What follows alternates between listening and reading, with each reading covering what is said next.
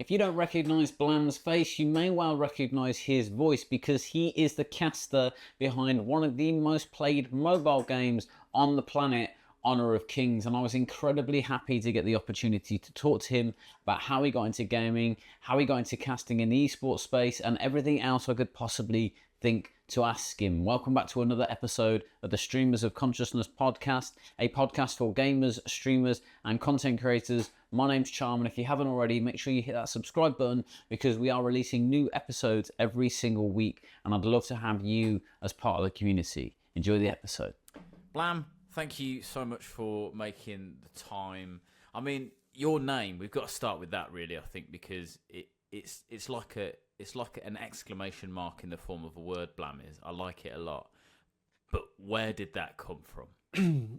It's a really weird story, and it's going to sound like, I don't know. It's just like, I was literally, it all stemmed from a Steam avatar, like, I don't know how long ago, but Right. My original name was Blam Solo, so this is going to play a little bit more into the story and how I got it.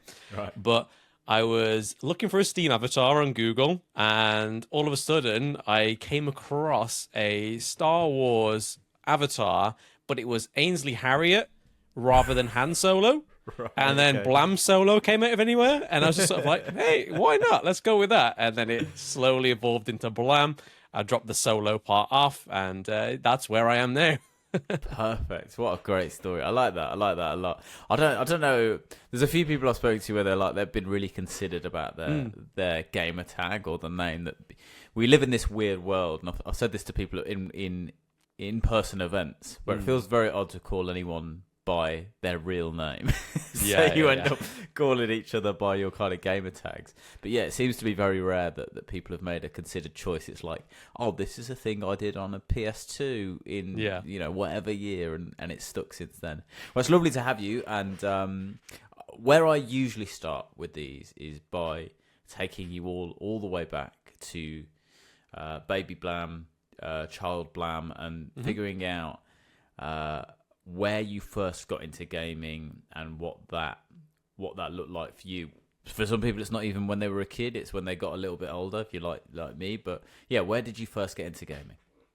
So I have an older brother that's 7 years older than me, and what mainly got me into gaming was him. So obviously, when I was too young to game, it was watching him on like the SNES in the kitchen on like a really small TV that was pretty much propped on like what could only, if I can remember it correctly in my mind, was like a three-tiered kind of trolley where the SNES sat on one shelf, and it was like a really small, couldn't have been any bigger than 7 inches, one of those like rear back TVs. Yeah. And it was literally just plonked by the kitchen door, and he used to sit on the floor, playing it on there, and I used to watch. And I think it just kind of evolved from there. I remember being a little bit older and having an N64 in my room, playing Diddy Kong Racing. So that's generally a big part of my childhood was Nintendo. Yeah. And then as I got a little bit older, it was kind of like PlayStation, so Digimon World. But the first game that ever really story-wise really capsulated me was Final Fantasy X. And again, I remember playing that in the kitchen when I think it was mine and my brother's room was being decorated. And again, it couldn't have been on a TV any bigger than 7 inches, but it was a PlayStation 2 in the kitchen. And I remember coming back from school every day after being sort of like drawn in from watching my brother play it, and then playing that pretty much every night when I came back from school in the kitchen. So yeah, it's most of my gaming love came from the kitchen, which is a really weird place. But yeah, it's where a lot of my gaming memories are held is in the mom and dad's kitchen. So You know what though? I think it's maybe this is a generational thing. I don't know how old you are, Blam, but there is a 30. generation. I'm 30. You're 30, so there is a generation of gamers, which I think you're veering towards being on the younger side. I'm 35, but that kind of, if you're 30 to 40 now, there's a generation of gamers where their gaming experiences were like in shared spaces because you had one thing that was intended for lots of people to share, and it wasn't just a gaming room or a gaming TV. It was like, this is our TV. It happens to have your console attached to it, and you had to kind of try and find a place to play those. Same as my first PC was a shared PC that we all got for Christmas. Or me and my 4 sisters got it for Christmas, so we had to share it between us. So I think that's fairly common. So you started in Nintendo. That seems to be a fairly consistent thing with lots of gamers, to be honest with you. But one thing that's also consistent that I'm surprised about, and this is because I'm a gaming noob, really, is how consistent Final Fantasy is for people. Oh, really? I haven't played any Final Fantasy game, and maybe that is some kind of sacrilege. Quite a few gamers have mentioned Final Fantasy either as their favourite games or certainly one of the games that they played when they were younger. Is that because there's roughly 800 Final Fantasies, isn't there? There's quite a lot of those it seems that way, doesn't it? It seems like there's like 800 of them, but yeah. I can't really count myself as like a massive Final Fantasy fan. It's just that Final Fantasy X was just one of those tried and tested stories. It was just amazing. Honestly, it's like, with that being like my first sort of introduction into stories, it was kind of really hard to top that. Like growing up into my teenage years and then adulthood, I still don't think anything, probably bar Mass Effect 2, that really made me feel that way about a game has come about since. It's honestly one of a kind. I think everyone has that game that changes the way they think about games, right?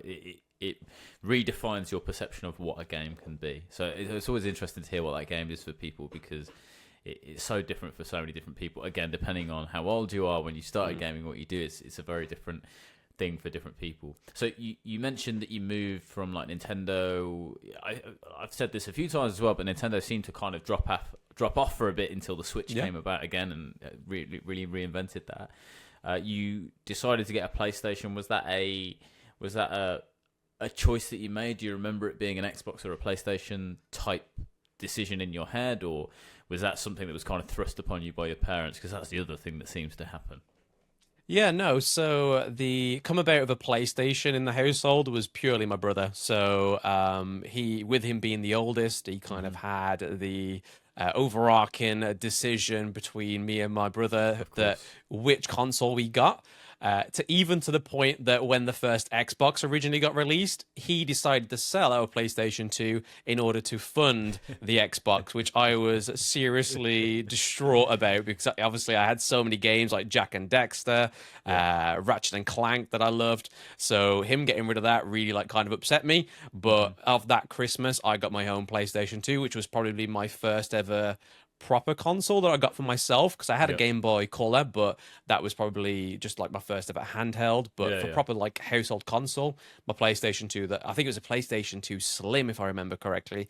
That's what was my first ever console that was bought for me, not for me and my brother. So that's where the divide kind of started the rift between me and my brother kind of decided and so started there. Did he stick with Xbox? Did he go Yes, down the he did. Xbox Yeah, route? he stuck with Xbox all the way to the 360.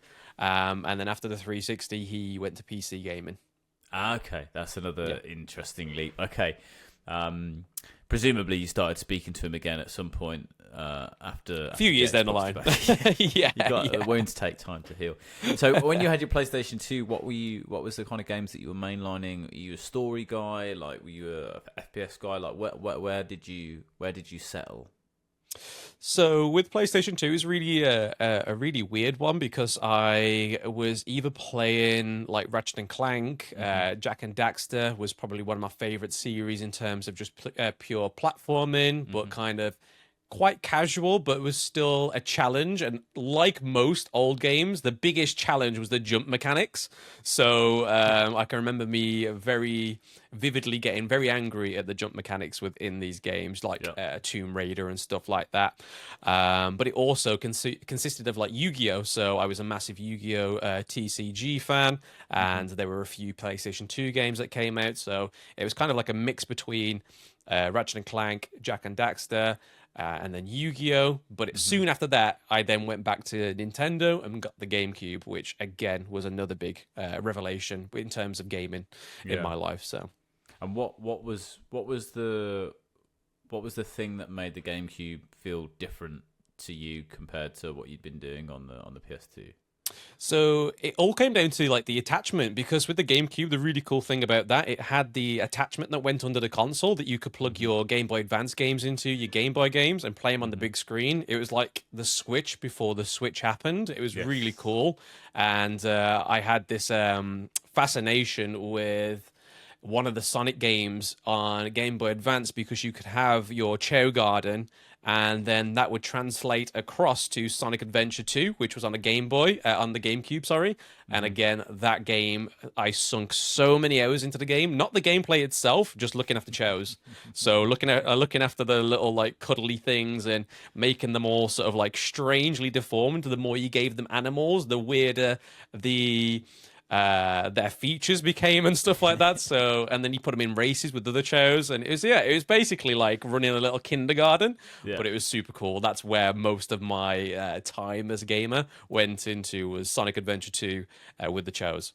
Did you ever have a Tamagotchi, Blam? I loved my Tamagotchi. Honestly, it has given lasting effects on my life. Waking up knowing that your Tamagotchi pet died, and all there was just like a floating ghost with like tons of poo everywhere. It was just like, yeah, I can't recover from that. Yeah, I look back and I'm sure they were, the cost of a Tamagotchi at the time when they first came out was fairly expensive. What you actually get. People complaining about the price of games now don't know how much a Tamagotchi Exactly. Okay, so you went to the GameCube, and were you back to PlayStation after that? Were you on to console gaming? Did you stick with consoles throughout, or have you progressed from consoles into PC gaming? Like, where did your journey take you from there? I had the GameCube. I pretty much stuck with that for quite some time. I think I got a lot more memorable games on the GameCube than I did the PlayStation 2. I didn't really start and get invested into the Sony franchise until around about like franchise games, like their IPs, like Metal Gear Solid, Twisted Metal, stuff like that, until around about the PlayStation 3. So that's when I started to get a little bit more invested in the Sony titles, because I had a PSP as well. So again, but mainly my PSP days was sort of like wrestling, like WWE 2K7 or whatever it was at that kind of time, because I was just a huge wrestling fan. And I think the main sort of like the thing that overlaps with my gaming career or gaming sort of like adventure is what my general interests are as a child or as a teenager. I'm going through at the same time, like with Yu-Gi-Oh! And every Yu-Gi-Oh! Game on console I pretty much owned. With wrestling, every time a new wrestling game came out, I owned it. I played it for many, many months and many, many years. And then when I started to pick up like musical instruments, Guitar Hero became my go-to, and sort of other kind of beat kind of style games was something that I was very, very interested in. So I've really noticed that as my life progresses and my interests progress, that's how my games generally reflect as well. I don't know if you see that with many other people, but that's how I think a lot of my gaming journey has come about. That's nice. Nice. It's. I've not heard someone say that. I think often. To be fair, partly probably my fault really is these conversations are very narrowly focused on what's your gaming journey, what's your content creation journey. But it definitely, I think one of the misnomers from outside of gaming when you look into gaming is that it's this lonely, solitary thing that people do in their, that trope of sitting in your mum's basement playing games. Yeah. But I think it's this very social thing, actually, the circle of people that you hang out with outside of games or now inside of games. And, you find that people have those similar kind of things outside of that, and you make friends who also play games. And I think for a lot of people, I mean, we've seen this a little bit more now with social media and people posting about, you should stop playing games when you reach a certain age, or, kids, it's a kids thing.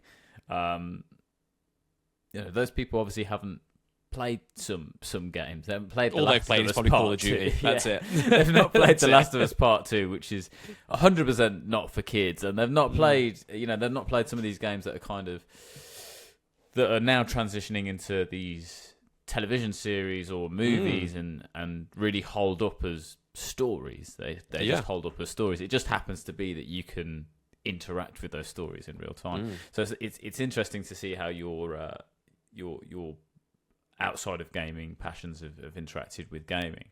I play guitar, but I never played Guitar Hero, and I'd heard that the better you are at guitar, the worse you are at Guitar Hero. Do you think that's true?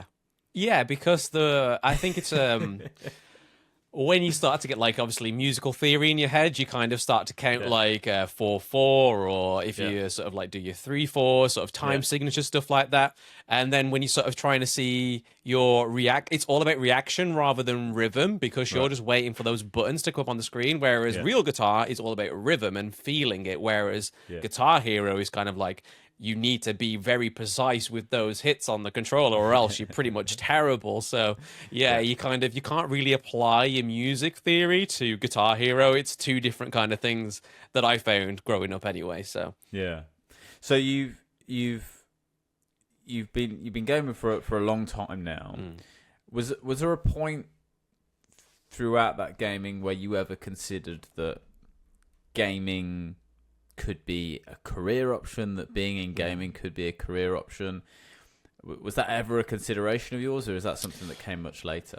That's something that came much later, yeah. I would say probably around about maybe college, university time, that I could kind of see the growth of YouTubers, like PewDiePie and stuff like that, and like teams like Machinima on YouTube and whatnot. So it was only really then that I kind of thought, oh, maybe I should have really like focused into gaming, or maybe gone for something in college that evolved around computers or IT. So when it comes to editing, it would be a lot easier. But I soon found that sort of like editing and learning editing on its own would probably be a bigger beneficial thing to me, rather than going to college and learning about it. Because sometimes, even though you go to college and universities to study something that you like or love, you can find that kills your passion for it. So I feel like the learning that lesson later on kind of was one of the tools that helped me persist with creativity and stuff like that. So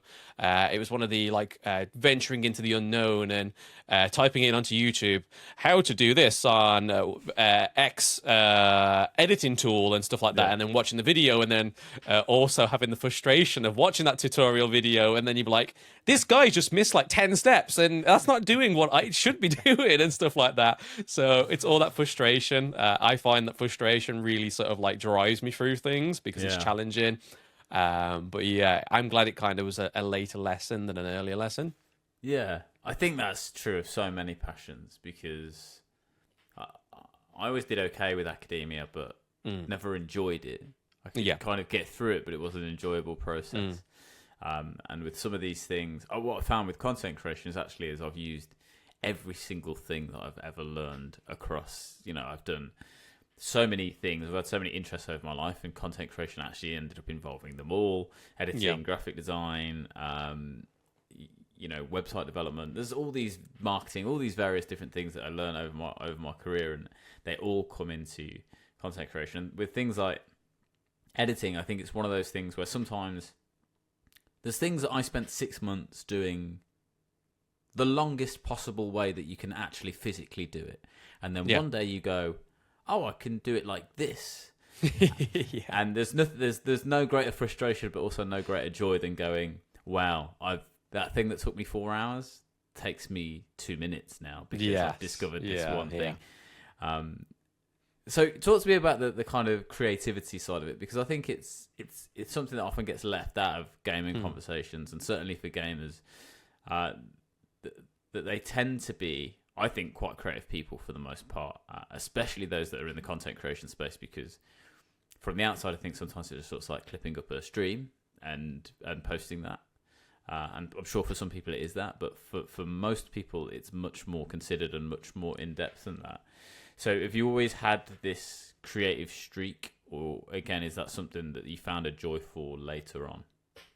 Yeah, I'd probably say my creativeness came from my love of music. So learning piano when I was very young, but didn't really sort of take it serious, because I was kind of more so interested to not a lazy child, but I just really found like comfort in gaming. So I kind of chose that over sort of like trying to pursue music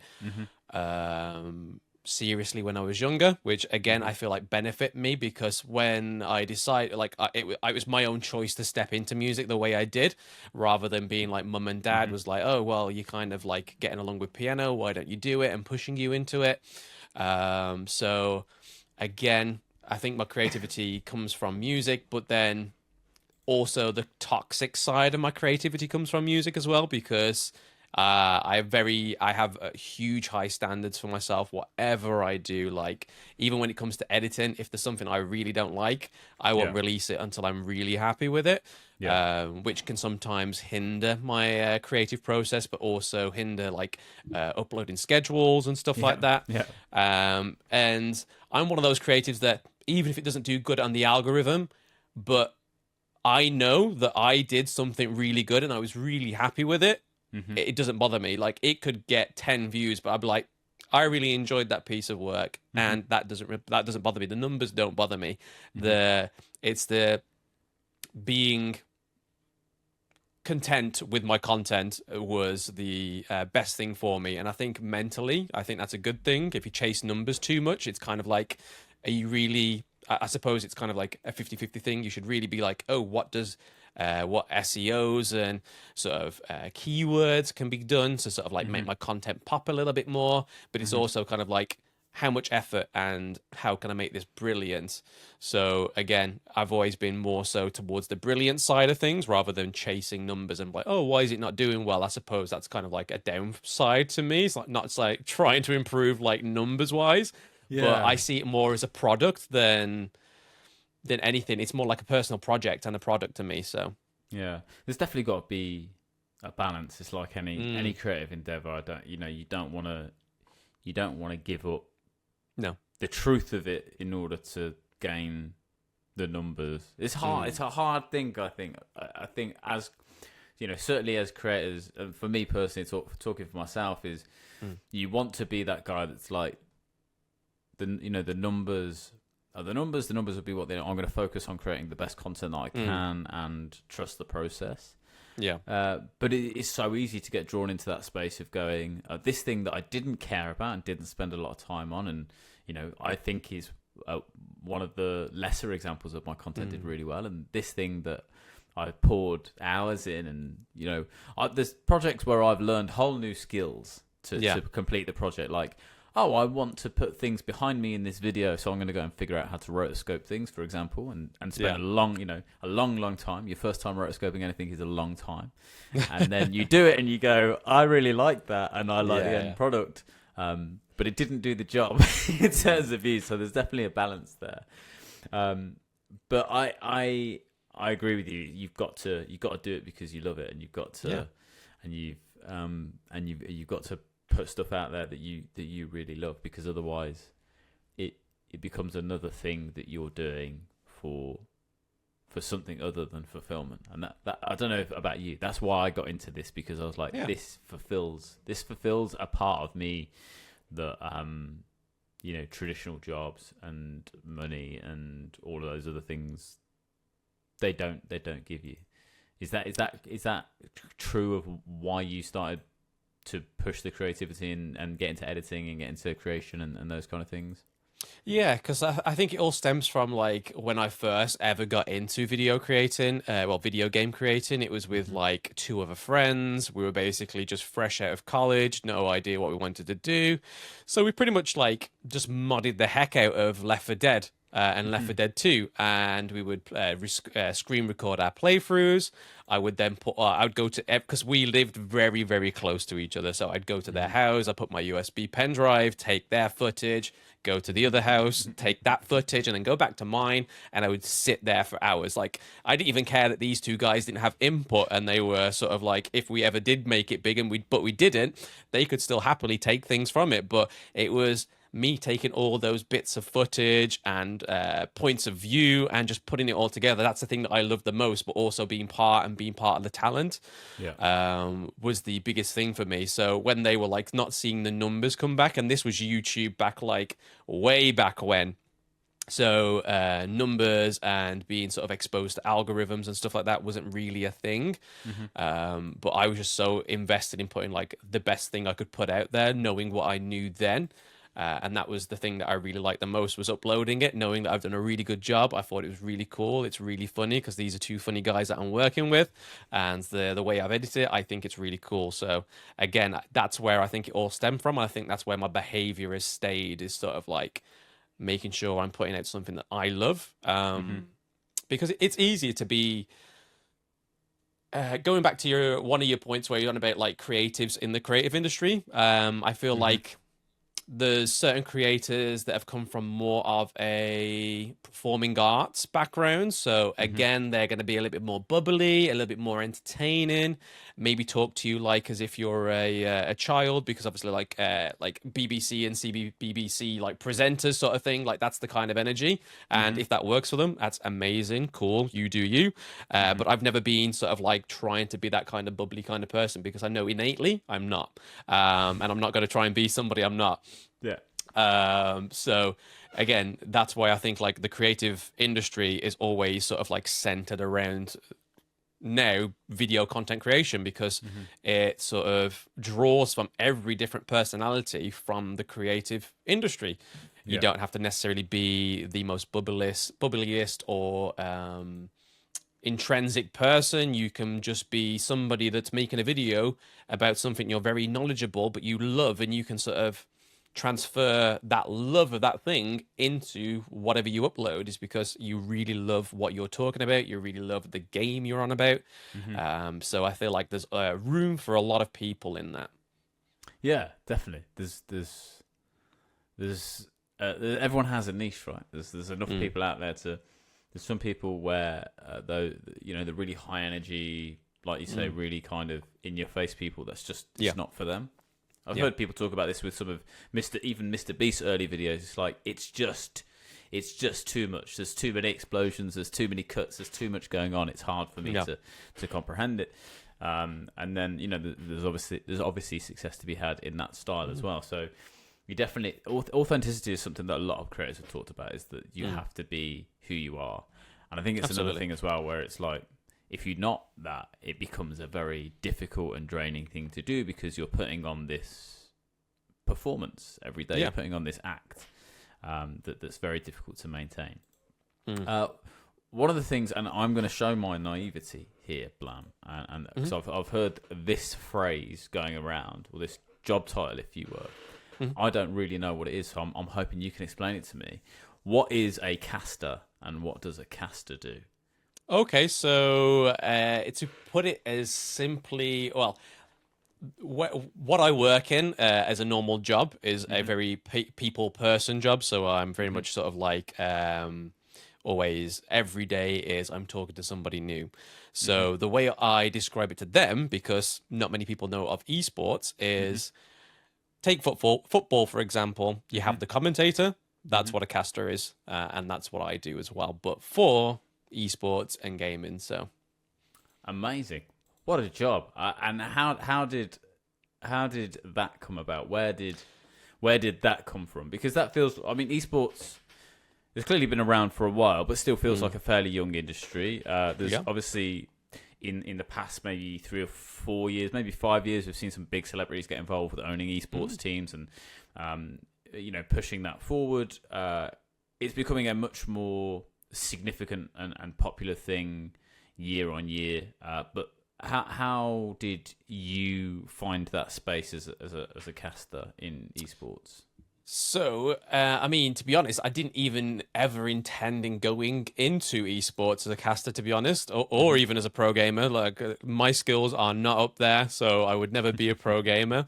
But it's all stemmed from my streaming career. So, streaming, I think, for what did I do now? I believe I tried a different platform for like a few months, a platform called Trovo. So I tried that because I was playing a game that's very closely tied to Trovo, because Trovo in its essence is very much close to mobile gaming, which I'm heavily involved in. And it was a game called Arena of Valor. I just stopped playing Mobile Legends because I just got a little bit too bored of it. So I went over there, started playing Arena of Valor. That's made by Tencent. Trovo is owned by Tencent. So you had a lot of people just naturally who were Tencent fans of either games or the company themselves, pretty much just chilling out over in Trovo. And I was playing Arena of Valor one night, and all of a sudden, this guy was just like DM'd me after I got off stream, and he was just like, "I really like your voice. We really want to use you for Honor of Kings YouTube voiceovers for Hero Spotlights." I was like, "Never tried voiceover before. Let's give it a go." So I did the voiceovers for the main YouTube channel of Arena of Valor for a good year, I think it was. So I got paid in-game currency because, again, I had no marketing thing. I didn't know what to offer myself. I just thought, you know what? I'm playing the game. I don't have to spend any of my hard-earned cash. I will get in-game currency for doing voiceovers. So I was really happy about that at that time. But yeah, it's just another learning thing. So I went from that. And then a few years down the line, I think it was just before the pandemic happened, we had a new mobile game come out, another MOBA, which is another recurring thing within my content nowadays, which was League of Legends Wild Rift. So it's the mobile versions of League of Legends. So I got into that, and I wasn't really paying much attention to the esports, but one of the creators that I kind of speak to quite frequently, this was where I was starting to sort of like form a friendship with him, called Stuart. And then I saw that he was involved in the esports casting. I watched esports for the first ever time in my life, which was League of Legends Wild Rift esports. And the way that the two casters, which was It's Stuart and Stress Casts, the way that their synergy and chemistry of giving a narrative to a game really, like, for some reason just sparked a massive interest in me. Like, oh, I've done voiceovers and I really love this game. Maybe I should give it a go. So I think a year after sort of initially watching those two go at it, I started to sort of like build a few connections within the esports scene, not necessarily always within a League of Legends Wild Rift. I have a few different connections in PUBG Mobile as well, so a good few friends that are casters and analysts in that game. And I was just like, hey, I want to get into Wild Rift casting. Do you know any connections? And it was like, oh, here's Bloody Blah's connection. Go and ask them. So I did, and I think it was December of 2022. I got my first ever casting gig, paid, even though it was my first. I don't know how that came about, but that's cool. And it was just a tournament over Christmas and over the New Year, and I was just trying to sort of like find my voice, and it seemed like it was very well received. I was getting sort of like feedback through DMs, posts on my Twitter saying, this is really good. I really like your voice. I like how you do this. You sound very enthusiastic about it. And then from there, I had my whole first year doing Wild Rift. And then the beginning of this year, I got an email from a talents agency basically saying, we're looking for some casters for this new game coming out. It's been in China since 2015, but now it's getting its global esports scene, which is Honor of Kings. We would like for you to try out in this. How does that sound? I was like, brilliant. I'll give you my casting reel and we'll go from there. So as you can tell, I was successful in that one. I got to cast the Season 1 Invitationals, which was the first ever global esports effort, which I was super appreciative and very happy with myself that I managed to get involved with that. And I've got the head of esports on WhatsApp now. So again, it's just like these really weird, not really connected things that got me into it. So again, I'm super thankful that I'm here, but it's definitely taken over my content creation, because this is just something else that I really love. Because again, I've always been a person's person. I always talk to people, and the voiceovers really gave me a love for learning a lot of information to sort of put into a easier listening script. So trying to do that, and then going into esports, as that's where I've kind of found my voice is sort of like just being like really authentic, very enthusiastic, because I am a fan watching something that I love, but I fortunately get to be the voice for the same thing, which I feel is an amazing but super crazy thing to think about. Yeah. So I've always thought about those things in terms of, the more knowledge you have in the game, the easier it is for you to commentate on, to cast over. So when you get approached for a new game, or a game that hasn't really made its mark yet, what was the process was there a process that you went through to go, right, I really need to get my head around what this is, or what the strategies are, what the approaches are, who the characters? Is there a process you go through to go, let me get my head around this so I can actually be impactful?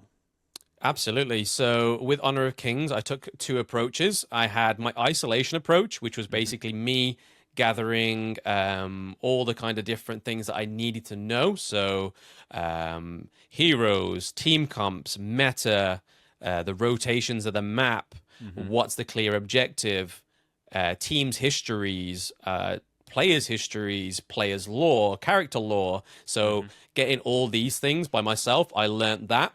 But if you check my post and check my content between like January to March time, the frequency and the amount that I was putting out really slowed down, because I was basically putting all my time into learning this game. And then basically I had my isolation approach, but then I also invited people into my Discord, preferably coaches and pro players, to sit and watch some Brazilian tournaments with me.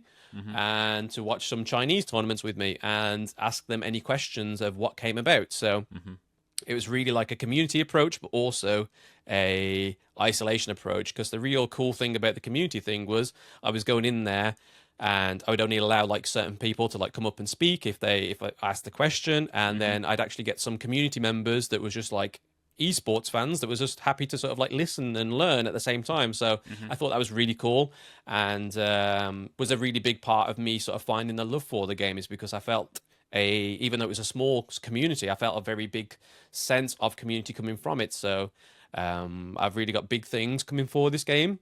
So that's where it all came from. I mean, I think it's like content creation in a way where, on the face of it, because the people who are good at it make it feel so easy. Make it sound so easy, make it sound so simple. With commentator, it flows very easily. There's a lot of knowledge there. They know when to speak, when not to speak. If you're commentating with someone else, that you know when their turn is to speak versus your turn, etc. And you hear this across, whether that's esports or sports or whatever that might be. There's a natural kind of flow and pattern to that thing. But that is backed up, like content creation on the face of it. It's just filming a video, putting it out, clipping up a stream, putting it out. There's so much that goes into that to get to the position where you can do it that comfortably. Did you ever? I mean, it sounds like you never expected that would be your job, to commentate on video games. Is there ever a part of you where you thought that would even be an option? Never. So I think the only thing that could probably be in my subconscious was maybe when I was a wrestling fan, and obviously commentators from that, because I've never been huge into sports either. My nan would honestly try and get me into rugby. I even played it in like secondary school, stuff like that, but I never really found a love for it.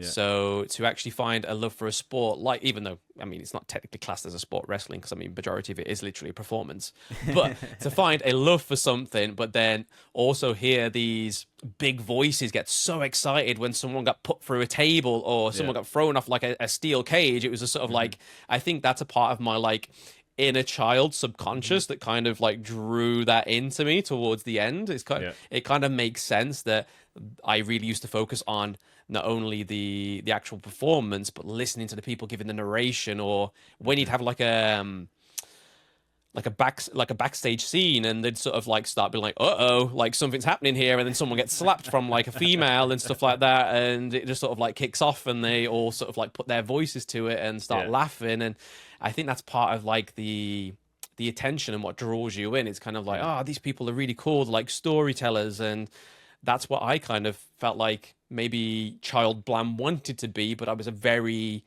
I was a very introverted child, so a very quiet child. But that's the kind of thing that I thought was a really cool ideal, was just being somebody that gets to put like a narrative to somebody that, or something that would otherwise not have a narrative. So, yeah, I think casting's super, super cool. I never would have thought I got into it, but I'm glad I have. Good.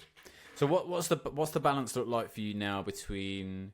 Would you say that kind of casting is your day job, and then the content is like a side hustle? Is that how you view it at the moment? What's the balance for you between creating content for you and performing your duties as a caster? So I think when like the esports season's heavy, like right now, it's honestly the past, even though I've been ill, all I've been doing is ingesting like Honor of Kings tournaments, putting together spreadsheets, putting together team like stories and stuff like that. Because there's new teams coming on the scene, and there's also new old teams that are sort of coming from season one, but you're seeing this huge sort of like progression of player skill and stuff like that, which is really, really cool to see. It's kind of like watching like, I don't know, like a sports team that's not done too well, but then you see them in another tournament, like, oh my God, they've actually really improved again. So I've been ingesting a lot of that. So the only time I've really been able to put content out is a stream of me playing the game. But to me, that's happy. That's my happy time, because I'm finally getting to sort of play the game. I'm kind of no longer sort of analyzing it and watching it and drawing information from it. I'm just playing it and being raw and sort of just like being a player at the end of the day. And that's kind of like my whole thing is, when I do stream the game, I'm trying to be very educational. So if people come into the stream and they want to know if a certain thing or why I did this or why I built this item, I can then explain that to them very well and very simply. Or I'm just trying to be sort of like my very genuine self, which is kind of like I get very frustrated. I sort of like yell abuse at myself, but also at the players, because I play solo queue. So again, it's a very much a self-hindering process when you play solo queue in ranked, because you're having to rely on 4 other people that hopefully have at least 5 brain cells between them to try and carry you through to victory, and you end up being the carry. So yeah, you can kind of see myself get very frustrated in it, but I think that's sort of like the human thing. It kind of breaks the third wall, because you're kind of like, oh, you see, players see you do that, and normally as a human you think, I'm getting very sort of stressed with this game, I'm getting very sort of agitated with this game, maybe I should stop. But then when they see people who love the game, who get agitated and stressed with the game, but they don't stop, it's kind of like, oh, maybe I shouldn't stop, maybe I should just keep going, but maybe learn from what I've done wrong, or see if it's actually me that's the issue, or if it's just a matchmaking issue, because obviously that's out of your control. But if you think that you've done something wrong but don't learn from it, that's also something you're in control of, but you don't. It's a toxic trait where you're like, it's not me, it's them. It's the typical League of Legends sort of mentality. I didn't do the bad play, it was you. It's like, no, you kind of did the bad play too. So I like it. So where did you? I don't know if we spoke about this. I don't think we did, but you mentioned this kind of move into more kind of mobile games, that kind of area. Where did that start for you? How did you get into that? I don't think we talked about your kind of progression from. We talked about console stuff. Presumably, you moved into the kind of PC arena and mobile games. Like, when did that happen for you, and why did that happen? Yeah, so obviously, I think it was around about maybe 2000, and so I kind of took a really huge break from content creation because I am a dad. So I took a huge break from content creation around about 2015 to maybe all the way up to 2017. On and off, I was playing Daisy and Rainbow Six Siege with my friends on the computer. But obviously, as time goes on, and when you get into that age, your friends kind of move on, and so do you. Even though I keep in touch with my friends, they're all still my best friends. They're amazing. I love the guys. But you all sort of go into different ventures. Yeah. So obviously, being a dad of a 2-year-old at this point, I couldn't really sort of sit down and play DayZ, because a session of DayZ or Rust can take you from anywhere between 4 hours all the way up to, I don't know, 12 hours. So I stumbled upon Mobile Legends randomly on my mobile, and it was only a 20-minute match, a 20-minute game per whatever I needed to do. And I thought, oh, this is really cool. Not only do I really like the game, but I also still get to play games without sort of feeling guilty that I'm not spending time with my child. I can have a 20-minute match. If I lose, if I win, brilliant. Put the game down, go and spend some time with my child. And then when he's doing something or he's asleep, I can then just sneak back on there and play a few more games. So that's where mobile gaming came into it. And it's kind of like, again, like you say, everyone's got their niche. And I fell very hard into this niche, and I really love mobile gaming. And being somebody from the UK is very strange to say, because there is not many of us at all. It definitely feels like it doesn't feel like there clearly is an industry around it, but it doesn't feel like it, like you say, from a UK perspective. And I think a lot of these games, what's interesting about these games is they are very, very often very, very, very easy to play, very difficult to master. It's Absolutely that kind of approach. So anyone can pick it up, and you can go, oh yeah, I kind of get that. And then when you see people who play it a lot, or like you say, at that professional level, it's a much different thing. And did it take you a while to realise that it was what's the word I'm looking for here? That it was a kind of art form in its own right, that it wasn't, because I think there's probably a view on mobile games they're kind of it's a thing that you just do on the fly, it's a thing you do in your spare time. It's probably looked at in a lesser way than big console games or big PC games, for example. Do you find that to be the case with mobile games in general? Absolutely. I mean, I my last year was all about sort of like going to events and basically introducing myself as a mobile gaming content creator, and the amounts of sort of like the varies of looks you would get would go from intrigue to sort of like mobile gaming, sort of like, it's like the whole PC master race thing all over again. It's like, I thought I lived and like died through this battle, but clearly not. I'm here to stoke up another war, clearly. But the more somebody gets exposed to it, the more they realize that, I mean, even if you watch something like Apple's keynotes, and they even say it's console-like gaming on your phone now, the amount of power that goes into a mobile, people don't even realize the actual capability. Like, you've got products like Logitech's G Cloud that is trying to emulate mobile gaming, because there's clearly something there, but people don't tap into the fact that you can get Xbox Game Pass on there. They have their own controllers from brands like Backbone and Razer do them and stuff. Yeah.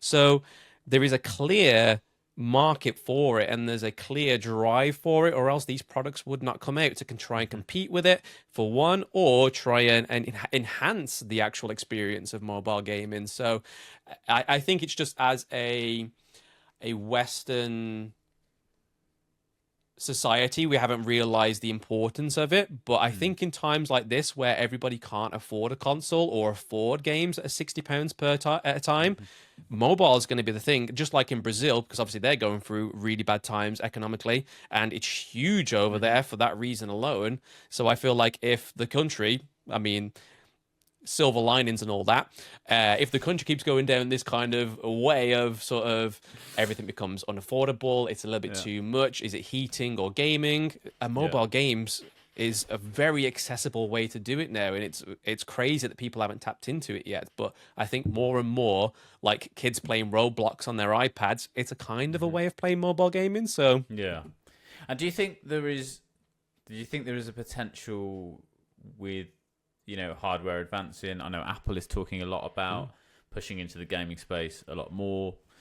Typically speaking, desktop gaming on Apple it's not the best in terms of compatibility of games. There's a bit of work to do there, but just you mentioning the kind of adapters, the Backbone, the Razers, those things, that your phone could be your next, it's could be the equivalent of a Switch, could be equivalent of your next handheld, your next mobile gaming device, more than just being a mobile. Do you think that is what the future of mobile gaming is going to look like?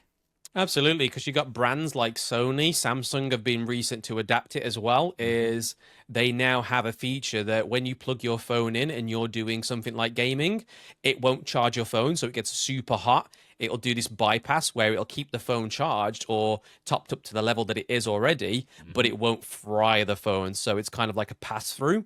So if we got manufacturers doing features like that, which wouldn't be for your everyday consumer. It is for clear purpose of intense sort of sessions of gaming on your phone, being able to do it for hours.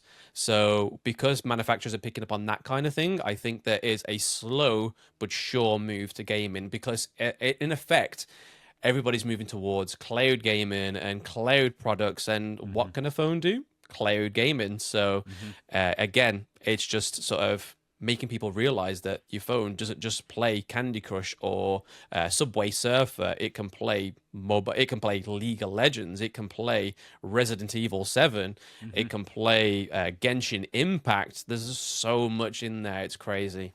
And I mean, every manufacturer, everyone in the gaming space, the consistent through line you're hearing from all of them is that they're not necessarily seeing the future of gaming as a particular console.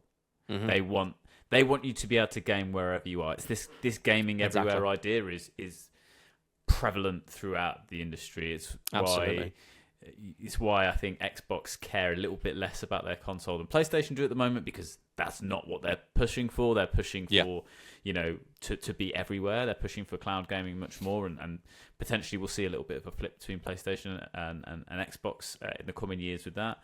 And it's the same with even, the PlayStation Portal is essentially that. It's not what people expected it to be because it's not PSP, and that's a problem in itself. But essentially, if you've got Wi-Fi, you have access to all of your PlayStation games wherever you are in the world. So I think you might be onto something there. How do I get a job in mobile gaming? That's the question next, isn't it?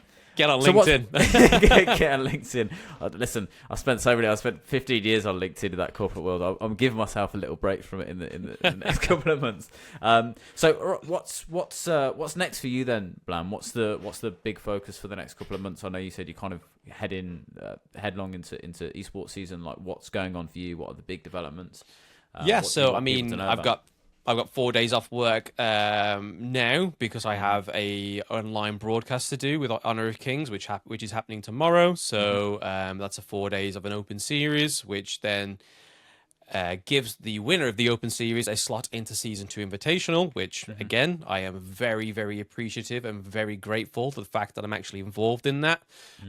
So the Season 2 Invitational takes me to July, and then by the time this video comes out, I may have already done this, I may have not, but I'm going to Saudi Arabia for the Esports World Championships for Honor of Kings as well. So that's my next step. So I think every sporting event is in Saudi Arabia now. I think they really want everything, don't they? They really want it.